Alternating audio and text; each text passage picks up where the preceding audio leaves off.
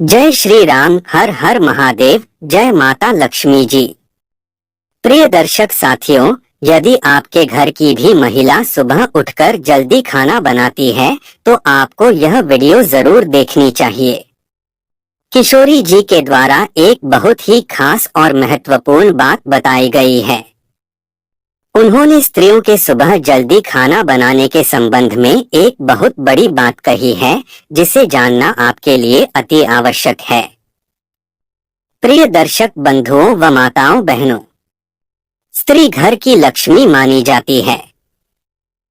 शास्त्रों के अनुसार स्त्री को धन का भी दूसरा रूप माना जाता है, क्योंकि जिस घर की महिला सदैव प्रसन्न रहती है उसे घर में मां लक्ष्मी का वास। बंधुओं, किशोरी जी ने एक छोटी सी कहानी के माध्यम से बताया है, जिसे जानना आपके लिए बहुत ही ज्यादा महत्वपूर्ण है कि जिस घर की महिला सुबह जल्दी खाना बनाती है और यह 5 महत्वपूर्ण काम रोज करती है तो उस घर में क्यों स्वयं लक्ष्मी जी वास करती है।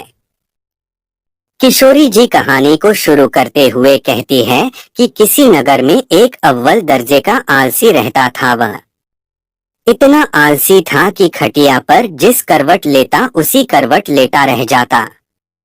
करवट बदलने में भी उसे परेशानी नजर आती थी। पत्नी बेचारी जब किसी काम के लिए कहती तभी वह करवट बदलता और पत्नी की तरफ पीठ फेर कर पड़ा रहता।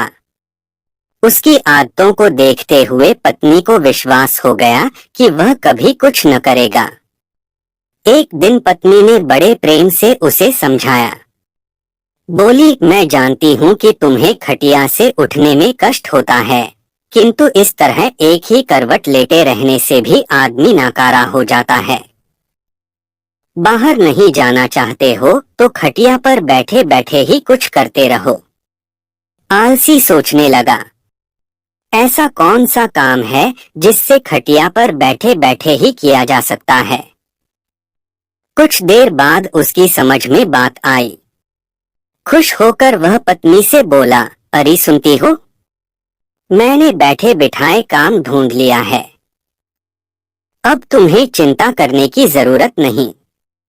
पत्नी प्रसन्न हुई। अब कुछ तो घर का काम होगा। उसने सब्जी की टोकरी में चाकू रखा और उसके आगे रखती हुई बोली, अब बैठे बैठे सब्जी काट डालो। किंतु आलसी ने उस ओर ध्यान न दिया। थोड़ी देर बाद पत्नी जब सब्जी लेने पहुंची तो पाया कि पतिदेव खटिया पर बैठे हुए मक्खियां गिन रही हैं। 1, 2, 3, 4। पत्नी ने देखा, उनके बिस्तर पर 7 मक्खियां मरी पड़ी हैं। पत्नी को देखते ही उछल कर बोला, देखा मेरा कमाल, कितनी फुर्ती से 7 को मौत के घाट उतार दिया है। अब देखना है कि पूरे दिन में कितनी मार सकता हूँ। आलसी महाराज को अब यही धुन सवार हो गई। उसे जहाँ मक्खी दिखती वही फट से हाथ मार देता। कई बार तो अपनी ही गर्दन पर इतनी जोर से हाथ जमाया कि उसकी गर्दन टेढ़ी हो गई। कई बार पत्नी की नाक तोड़ दी। मक्खी मारने के चक्कर में उसने घर के भांडे बर्तन तोड़ डाले। उसने प्रतिज्ञा कर ली कि कम से कम 1000 मक्खियां मारकर ही दम लेगा। जल्दी ही वह दिन भी आ गया जब उसकी प्रतिज्ञा पूरी हुई। उस दिन आलसी ने सारे शहर का चक्कर लगाया। कंधे पर बांस का एक मजबूत डंडा रख वह खुशी से उछलता कूदता अपनी बहादुरी का बखान करता जा रहा था और सोच रहा था कि आज हजारों को मौत के घाट उतार आया हूँ। यह सुनकर लोग भयभीत हो गए। सारे शहर में हवा की तरह बात फैल गई कि उसने हजारों को मौत के घाट उतार दिया है। लोगों ने उसका नाम 1000 माही रख दिया। अब आलसी महोदय जिस सड़क या गली कूचे से गुजरते वहीं लोगों की भीड़ उमड़ पड़ती। उस बहादुर को देखना चाहिए जिसने हजारों को मौत के घाट उतारा है। धीरे धीरे 1000 मार ही सारे राज्य में प्रसिद्ध हो गया। कुछ दिनों बाद उस राज्य पर एक दूसरे राजा ने अचानक हमला बोल दिया। राजा के पास उस समय कोई अच्छा सेनापति नहीं था।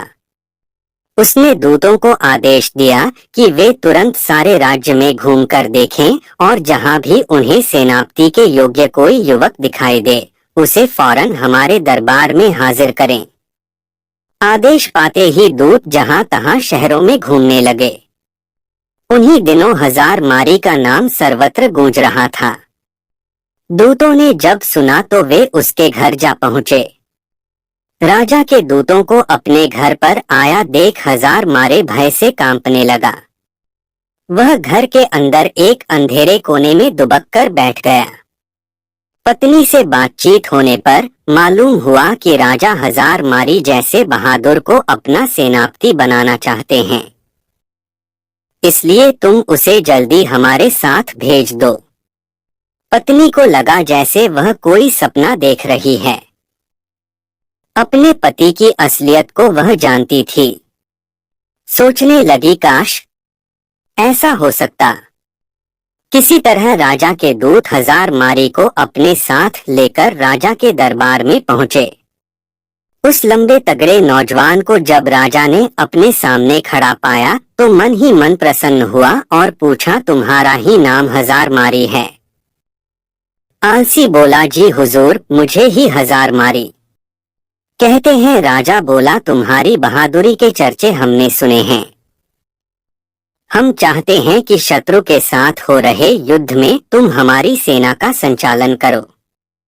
कांपते हुए हजार मारी ने राजा की आज्ञा को स्वीकार किया और इस बात की सूचना देने के लिए घोड़े पर सवार हो पत्नी के पास पहुंचा। सुनकर पत्नी की खुशी का ठिकाना न रहा। उसने सोचा, हजार मारी सेना तो बन गया, पर शत्रु की सेना का मुकाबला वह कैसे करेगा? कहीं यह डरपोक आदमी युद्ध के मैदान में घोड़े से उतरकर भाग आया तो राजा इसे जीवित न छोड़ेगी। उसने एक मजबूत रस्सी से हजार मारी को घोड़े से बांधना शुरू किया। हजार मारी ने पूछा, यह क्या कर रही हो? हजारी की पत्नी ने जवाब दिया कि मैं आपको घोड़े के साथ बांध रही हूँ। स्वामी हजारी ने पूछा कि ऐसा किस लिए? पत्नी ने जवाब दिया, इसलिए आपको घोड़े से बांध रही हूँ कि कहीं आप लड़ाई के लिए उतावली होकर घोड़े से कूद पड़े और पैदल ही न लड़ने लगे। वापस लौटने पर भरे दरबार में जब लोगों ने हजार मारी को घोड़े से बंधा हुआ पाया तो उनका उत्साह और भी बढ़ गया। ऐसा वीर सेनापति दूसरा कौन हो सकता है जिसने घोड़े से न उतरने की मन में ठान ली है। सेना युद्ध के लिए तैयार थी। राजा की आज्ञा पाते ही हजार मारी के नेतृत्व में वे युद्ध भूमि की ओर चल पड़े। शत्रु की सेना को जब मालूम हुआ कि एक बड़ी फौज के साथ हजार मारी मुकाबला करने चल पड़ा है तो उनके योद्धाओं का धैर्य टूट गया। उन्होंने सुना था कि हजार मारी अकेला ही हजारों को मार गिराता है। यह नाम सुनते ही बड़े बड़े योद्धाओं के होश उड़ गए। उन्हें साक्षात अपनी मृत्यु नजर आने लगी। हजार मारी की सेना का उत्साह आसमान को छू रहा था। मैदान में पहुंचते ही वे शत्रु की सेना पर टूट पड़े। दोनों सेनाओं के बीच घमासान युद्ध होते देख हजार मारी ने अपने घोड़े के साथ बांसों के घने जंगल में जा छिपा, किंतु उसकी सेना ने शत्रुओं को दम न लेने दिया। वह शत्रु का मुकाबला करती हुई उसे खदेड़ ले गई और अपने राज्य से निकाल बाहर किया। शत्रु पर विजय पाने के बाद अपने सेनापति की जयकार करते हुए जब सैनिक वापस लौटने लगे तो हजार मारी भी बांसों के जंगल से निकलकर उनके बीच आ शामिल हुआ। वापस लौटने के बाद नगर में धूमधाम से विजय उत्सव मनाया गया। हजार मारी की वीरता पर राजा प्रसन्न हो बोले, मेरे बहादुर सेनापति, हमें तुम पर गर्व है। तुम्हारी अद्वितीय वीरता के कारण हमें विजय प्राप्त हुई है। इसके पुरस्कार स्वरूप हम तुम्हें 1000 स्वर्ण मुद्राएं देते हैं। साथ ही हमेशा के लिए तुम्हें प्रधान सेनापति नियुक्त किया जाता है। ये बहुत प्रसन्न हुआ और मन ही मन अपने भाग्य को सराहने लगा।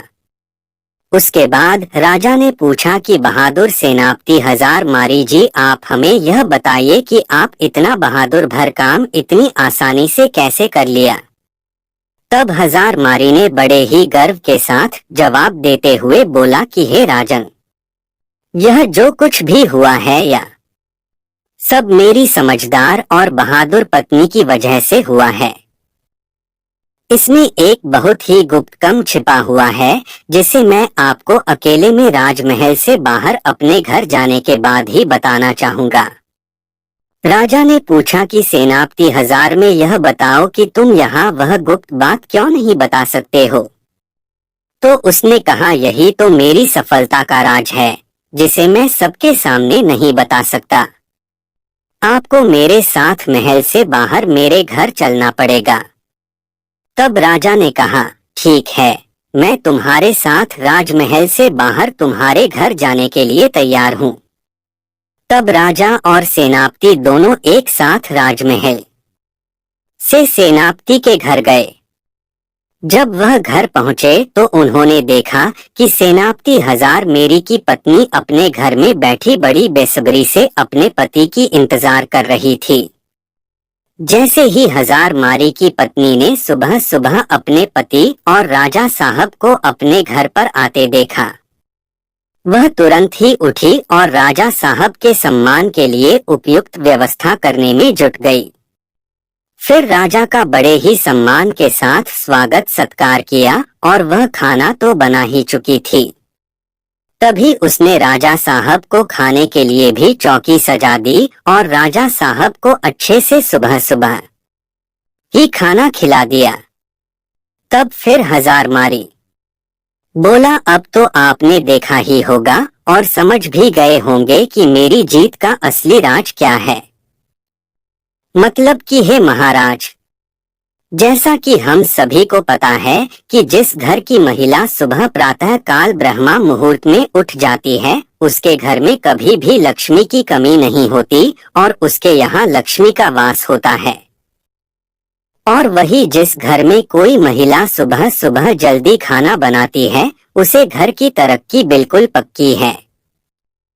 क्योंकि राजा साहब और हम सभी लोग यह जानते हैं कि जिस घर में सुबह जल्दी खाना बन जाएगा तो उसे घर की तरक्की इस तरह से होती है। जैसे कि यदि सुबह जल्दी खाना बनेगा तो घर के बच्चे जल्दी से स्कूल के लिए भी चले जाएंगे और यदि कोई व्यक्ति कहीं ऑफिस में काम करता है या फिर किसी को कोई जरूरी काम है तो वह घर से कभी भी खाली पेट नहीं जाएगा।